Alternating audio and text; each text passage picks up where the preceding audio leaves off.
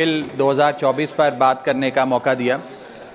Sir, bank ईंट या cement से बनी किसी इमारत का नाम नहीं है। बैंक सिर्फ किसी स्टील या एल्यूमिनियम से बने एटीएम का नाम नहीं है, और बैंक ना ही एक काउंटर से दूसरे काउंटर पर दौड़ रहे बैंक ग्राहकों की उस दौड़ का नाम है। बैंक नाम है विश्वास का, बैंक नाम है अधिकार का, न्याय का, समानता का। लेकिन पिछले कुछ वर्षों में यह विश्वास जो ग्राहकों का बैंकिंग व्यवस्था में था, वो कहीं ना कहीं कमजोर होता नजर आ रहा है, और उसके कुछ बुनियादी कारण, बहुत ही बेसिक कारण आज मैं इस सदन में आपके माध्यम से सरकार के सामने रखना चाहूंगा। सबसे पहला, पुअर कस्टमर सर्विस। यदि आज किसी ग्राहक को सरकारी बैंक में किसी काम से जाना हो, तो मान लीजिए उसके ग्रह खराब चल रहे हैं और दिहाड़ी भी खराब होगी।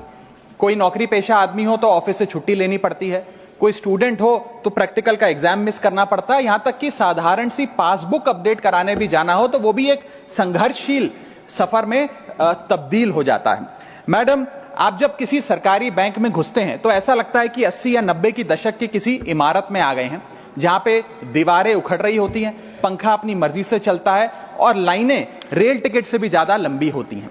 इसके बाद जब आप काउंटर नंबर 1 पे पहुंचते हैं तो बताया जाता है काम यहां नहीं होगा, काउंटर नंबर 4 पर जाइए। जब काउंटर नंबर 4 पे जाते हैं तो बताया जाएगा यहां पर भी काम नहीं होगा, फर्स्ट फ्लोर पर जाइए। और जब आप थके हारे फर्स्ट फ्लोर पर पहुंचते हैं तो बताया जाता है कि लंच हो गया है, लंच के बाद 2 बजे आइएगा।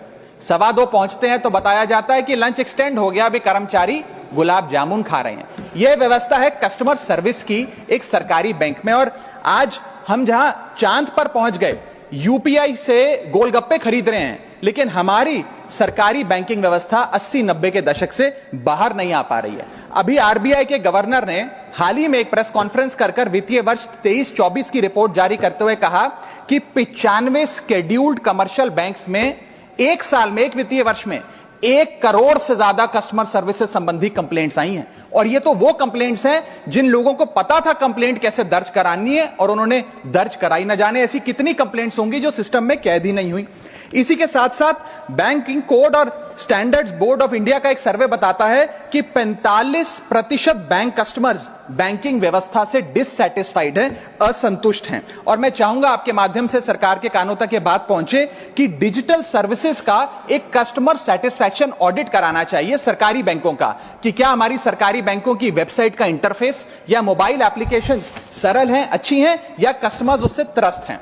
दूसरा बड़ी समस्या है रूरल इंडिया के अंदर limited access to banking infrastructure. आइए गांव की ओर चलते हैं। मैडम, क्या हमारी बैंकिंग व्यवस्था ग्रामीण इलाकों तक पहुंच चुकी है? नाबार्ड की एक रिपोर्ट बताती है कि 50% of rural India is still suffering from lack of adequate access to banking.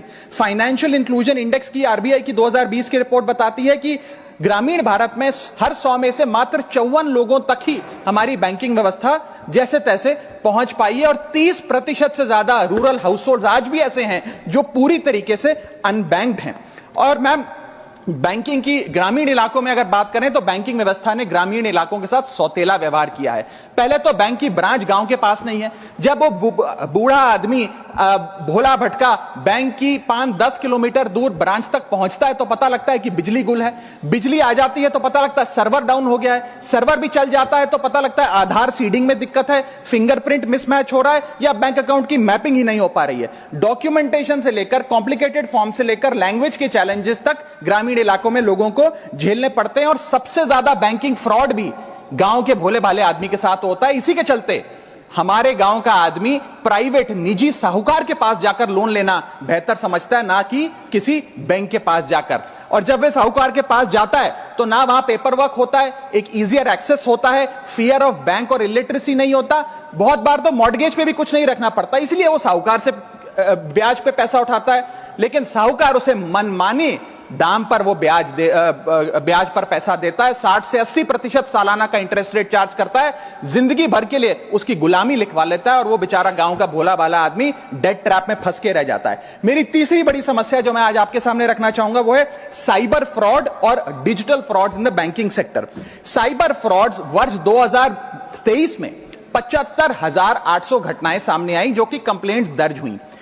वर्ष 2024 आते आते 75,000 से बढ़कर यह आंकड़ा 2,92,000 हो गया, यानी कि 285% के बैंकिंग फ्रॉड्स की घटनाओं में इजाफा देखा गया और 2100 करोड़ रुपए लोगों के इस बैंकिंग फ्रॉड के चलते जीरो हो गए, शून्य हो गए, उनका नुकसान हो गया। और सबसे ज्यादा कंप्लेंट्स इसमें यूपीआई रिलेटेड बैंकिंग फ्रॉड्स की आई हैं। मैडम, मैं आपको बताना चाहूंगा कि मनी थेफ्ट के साथ साथ उतना ही जरूरी है डेटा थेफ्ट। जब आप बैंक को पूरे विश्वास के साथ अपना डेटा देते हैं, अपना पैन देते हैं, अपना नाम, एड्रेस, डेट ऑफ बर्थ, तमाम चीजें देती हैं, क्या बैंक आपके डेटा को सुरक्षित रख पाता है? क्या बैंक वो जाने अनजाने में या डेटा चोरी के माध्यम से वो सारा हमारा डेटा मार्केटिंग कंपनियों के पास, क्रेडिट कार्ड कंपनियों के पास, लोन देने वाले, फ्लैट बेचने वाले लोगों तक नहीं पहुंचता? एक रिपोर्ट के मुताबिक 2019 में एसबीआई के 3 million customer account data leak हो गया और तमाम बैंकिंग हिस्ट्री लीक हो गई। 2021 में मोबीविक का 8.2 टीबी का केवाईसी डेटा ही लीक हो गया। 2021 में एक पेमेंट गेटवे जसपे का 100 मिलियन क्रेडिट कार्ड की पेमेंट डिटेल्स और रिकॉर्ड्स लीक हो गई।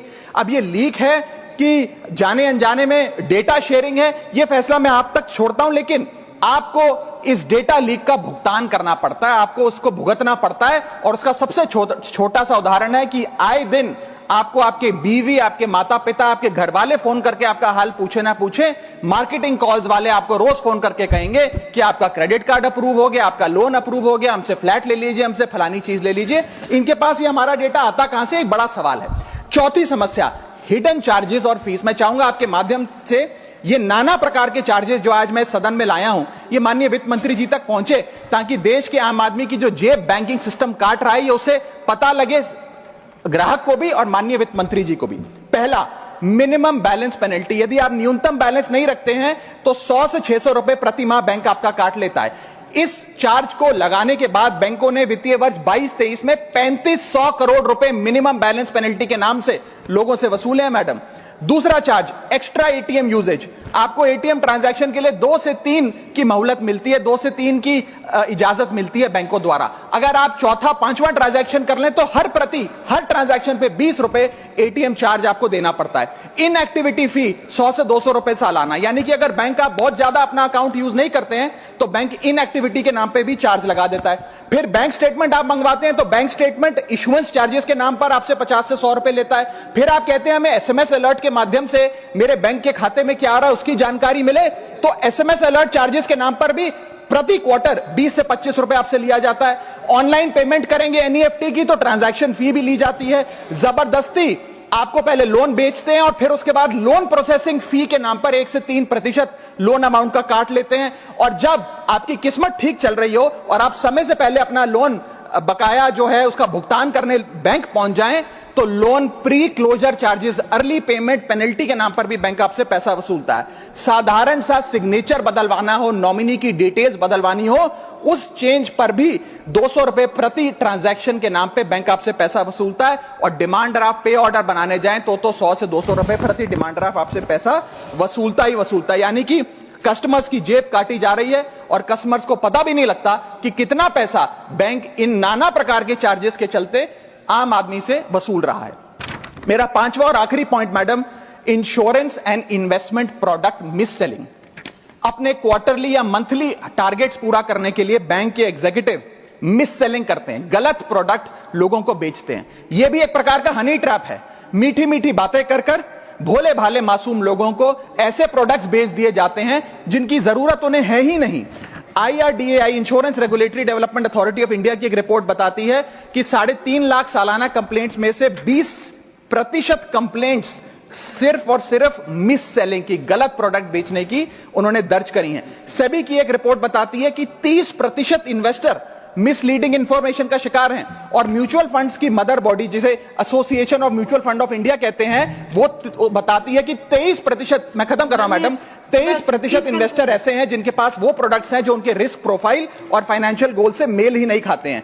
तो मैडम, मैं इन सारे जो समस्याएं बताई हैं उसके माध्यम से समाप्त कर रहा हूं। बस इतना ही कहना चाहूंगा कि ये बड़ी बुनियादी समस्याएं हैं जो आज इस देश का एक आम अकाउंट धारक, एक आम आदमी सफर कर रहा है। मैं चाहूंगा माननीय वित्त मंत्री जी इन बुनियादी सुविधाओं का, इन बुनियादी समस्याओं का समाधान दे। बहुत बहुत शुक्रिया। श्री निरंजन बख्शी, माननीय सदस्य श्री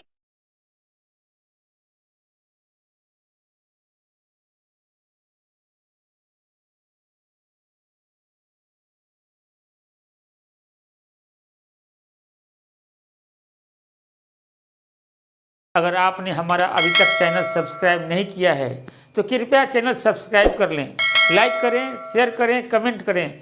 तो मिलते हैं फिर किसी और खबरों के साथ। नमस्कार।